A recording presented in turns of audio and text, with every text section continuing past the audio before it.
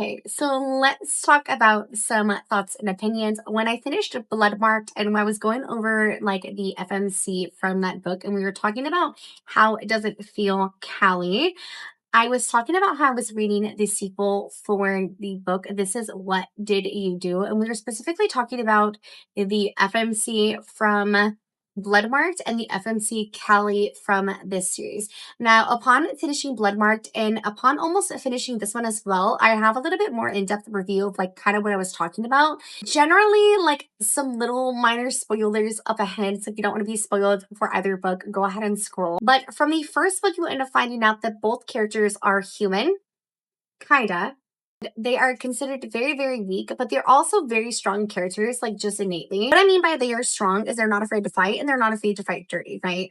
So they have plenty of instances where they are forced to fight and they do fight. Now, that's a little unfair to kind of compare this FMC because you do end up finding out like some information on her in this one.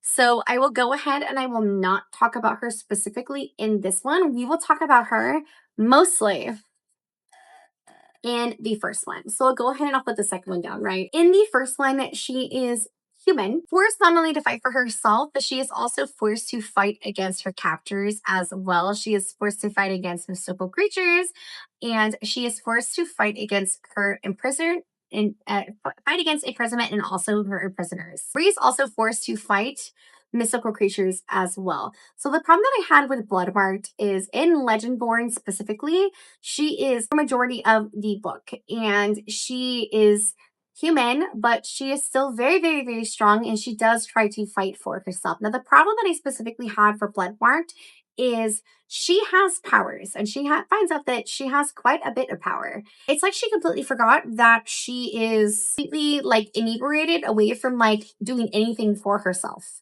She becomes a little bit of a crybaby.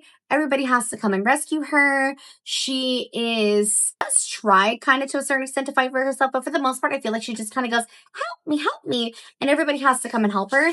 And I really didn't like that aspect because I felt like when she was just human, I feel like she actually fought for herself. And I feel like she did succeed in a lot more fights than she did. Now, I'm not saying that people didn't come and help her because they still had to come help her. I mean, she was a human. But I felt like she had a lot more spunk and she had a lot more oomph to be able to fight for herself. Does that make any sense? Like, I don't know. Maybe I'm just like completely off my rocker. Maybe I'm just like making things up. But it like really drives me crazy. And this is the point that I was making when it came to like characters that start out strong. They're weak, but they start out strong. And then like in the sequel, they just become like super, super, super weak. Now, this obviously is not like a very good representation of this because this character is weak and then you find out like she continues to be strong, but you find out like exactly why because she, you know, but in like Bree's case, she starts as weak and like she becomes weaker. And like again, like it's obviously for like developmental cases because like they want her to go through like this journey of strength and to like become one with her powers and blah blah blah. But it just didn't really become believable, and she was just very, very, very whiny.